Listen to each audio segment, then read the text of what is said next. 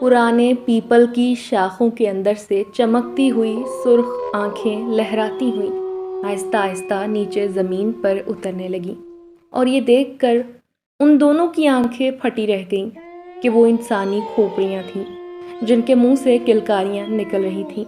अब इसके पीछे क्या पुरस्रार राज था, जानिए इस लर्जा खेज कहानी में जो आपके होश उड़ा देगी। पुराना पीपल सरगोदा पाकिस्तान का 11वां बड़ा शहर है। ये एक हिंदू साधु के नाम पर है जो गोल खूह यानी गोल कुएं पर रहता था। जो वहां से गुजरने वाले मुसाफिर एक दो रात के लिए ठहर जाते थे। अंग्रेजों के दौर में ये छोटा सा कस्बा कहलाता था।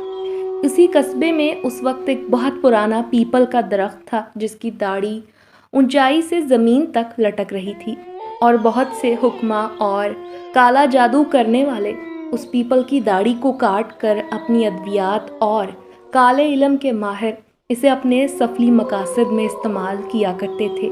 इस पीपल के दरख्त के मुतालिक बहुत सी बेशुमार दिल दहला देने वाली कहानियाँ, पुरस्रारियत पर मबनी वाक़यात और उसके अंदर से कभी कभार बहुत से लोगों ने काफ़ी भयानक आवाज़ें भी सुनाई देने का दावा किया था। बाज़ लोगों की फितरत होती है कि वो माफूकुल फितरत चीज़ों पर कतई यकीन नहीं रखते, मगर ये भी एक मुसलमा हकीकत है कि उनके वजूद को तस्लीम करने वाले भी इस दुनिया में मौजूद हैं और कोई भी तहजीब और माशरा इससे इनकारी नहीं।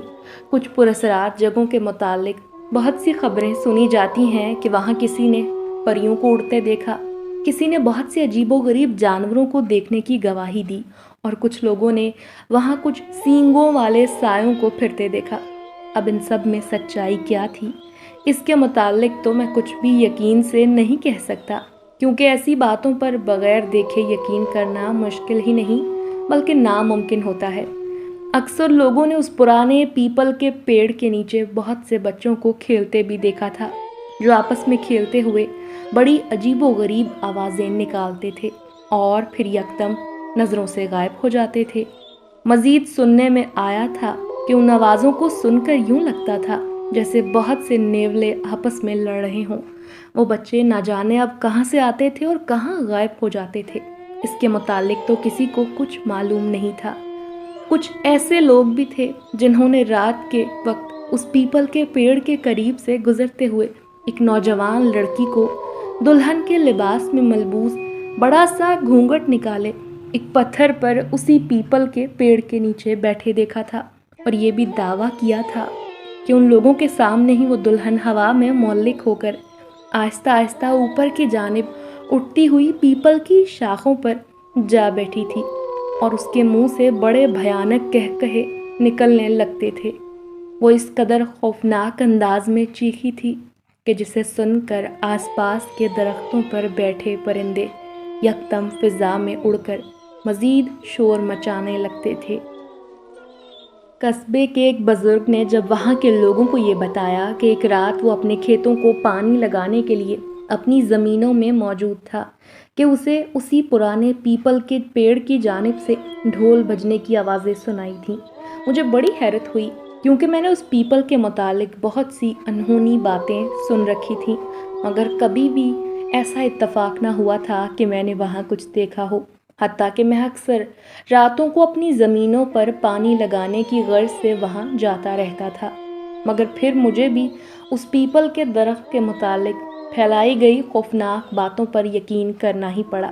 ढोल की आवाज़ सुनकर मैं काम करते करते अचानक रुक गया था और बड़े गौर से उस जानिब देखने की कोशिश करने लगा जिस जानिब ढोल पीटा जा रहा था। थोड़ी दूर जाकर देखने पर मालूम हुआ कि ये आवाज़ उसी पीपल के पेड़ की तरफ से ही आ रही थी और फिर ये देखकर मेरे रोंगटे खड़े हो गए कि अचानक वहाँ अजीब शक्लों के लोग जमा होने लगे, जिनमें मर्द, बच्चे, बूढ़े और ख़वातीन शामिल थीं। उफ मेरे खुदाया, ये कौन लोग थे जिनके चेहरों की तरफ देखा भी नहीं जा रहा था क्योंकि वो काले स्याह थे और दूर से मुझे पता ही नहीं चल रहा था कि उनके चेहरे किस तरफ हैं। जाहिर है रात का पिछला पहर था और पीपल के नीचे कदरे अंधेरा छाया हुआ था। ऊपर से उन अजीबोगरीब लोगों के काले चेहरे میں دور کھڑا اپنی آنکھیں پھاڑ پھاڑ کر اسی طرف دیکھ رہا تھا اور میں کوشش کر رہا تھا کہ مجھے ان کے چہرے کسی نہ کسی طرح دکھائی دے جائیں تاکہ پتہ تو چل سکے کہ وہ کون لوگ ہیں اور اس وقت انسانی آبادی سے دور اس خوفناک پرانے پیپل کے نیچے آخر ڈھول کیوں پیٹ رہے ہیں۔ کیونکہ اس وقت میں جوان تھا اسی لیے مجھے بلا جھجک تجسس ہوا کہ دیکھوں تو آخر یہ لوگ کس لیے یہاں اکٹھے ہوئے ہیں۔ یہ سوچ کر میں آہستہ آہستہ چھپتا چھپاتا اس پیپل کی طرف بڑھنے لگا۔ میں سوچ رہا تھا کہ وہ لوگ مجھے دیکھ نہ پائیں۔ بالآخر میں ایک ایسی جھاڑی کے پیچھے چھپ کر بیٹھ گیا جہاں سوائے غور سے دیکھے جانے کے بمشکل میں دکھائی دے پاتا۔ ابھی مجھے وہاں بیٹھے کچھ ہی دیر گزری تھی کہ اچانک پیپل کے درخت کے اوپر سے اور اس کی گھنی شاخوں کے درمیان سے ایک انتہائی بدصورت عورت جس نے دلہن کا لباس پہنا ہوا تھا، ہوا میں سانپ کسی پھرتی سے بل کھاتی اور لہراتی وہ زمین کے جانب اترتی دکھائی دی۔ اسے اوپر سے نیچے آتے دیکھ کر ڈھول پیٹنے کی آواز مزید تیز ہونے لگی اور اس کے لیے لوگ ادھر ادھر بکھر کر ایک خاص جگہ بنا کر دائرے کی صورت میں کھڑے ہو گئے۔ وہ عورت اس دائرے میں آن کر بیٹھ گئی اور ابھی وہ اوپر کی جانب دیکھ رہی تھی کہ اچانک اسی انداز میں ایک بھیانک شکل والا کالا کلوٹا انسان جس کے دونوں کان ضرورت سے کچھ زیادہ لمبے ہونے کی وجہ سے نیچے کے جانب لٹک رہے تھے، وہ اترتا دکھائی دیا۔ اس کے نیچے اترتے ہی وہاں ایک ہنگامہ برپا ہو گیا اور ڈھول پیٹنے والے کے ہاتھ یوں چلنے لگے جیسے ان میں 4 ہارس پاور کی موٹر فٹ کر دی گئی ہو۔ اب تو ڈھول کی آواز اس قدر تیز اور بھیانک ہو چکی تھی کہ مجھے تو اپنے کانوں کے پردے پھٹتے محسوس ہونے لگے۔ میں نے گھبرا کر جلدی سے اپنے دونوں ہاتھ کانوں پر رکھ لیے۔ کافی دیر کے بعد یکدم ڈھول بجنا بند ہو گیا اور میں نے اپنی آنکھیں کھول دی جنہیں میں نے اپنے کانوں کے ساتھ ہی بڑی مضبوطی سے بند کر لیا تھا۔ میں نے دیکھا کہ وہاں اس بدصورت عورت اور بھیانک شکل کے انسان کا نکاح ہو رہا تھا، باقاعدہ ایک عجیب شکل کا باریش انسان جس کی سفید گھنی داڑھی زمین تک لٹک رہی تھی، وہ ان دونوں کا نکاح پڑھا رہا تھا۔ میں بڑی حیرت سے یہ سارا منظر دیکھتا جا رہا تھا۔ پہلے تو میرے دل نے کہا کہ یہاں سے بھاگ جاؤں کیونکہ مجھے یقین ہو گیا تھا کہ ہو نہ ہو یہ سب جنات ہیں اور اس پیپل سے ان کا بھی کوئی نہ کوئی تعلق تو ضرور ہے جس کی وجہ سے لوگوں نے اس پیپل کے درخت کو آسیب زدہ قرار ظاہر کر رکھا ہے۔ کچھ دیر تو میں سانس روک کے ان کی کارستانیاں دیکھتا رہا چونکہ چاند ابین اس درخت کے اوپر پہنچ چکا تھا اور اس کی تیز روشنی سارے پیپل کے درخت پر چھائی ہوئی تھی جس کی وجہ سے اب اس کے نیچے اور آس پاس کے مناظر بھی کافی صاف دکھائی دینے لگے تھے۔ نکاح کی کارروائی شاید ختم ہو چکی تھی، اسی لیے اب سب ایک دائرے میں یوں بیٹھ گئے جیسے ان کے کھانے کے لیے کچھ لایا جائے گا۔ پھر چند لمحے ہی گزرے تھے کہ میرے منہ سے خوفزدہ چیخ نکل نہیں والی تھی کہ میں نے جھٹ پٹ اپنا ہاتھ اپنے منہ پر رکھ کر اسے سختی سے بھینچ لیا۔ مجھے اپنی آنکھوں پر یقین نہیں آ رہا تھا کہ وہ بھیانک اور دہشتناک منظر میری آنکھوں کے سامنے تھا۔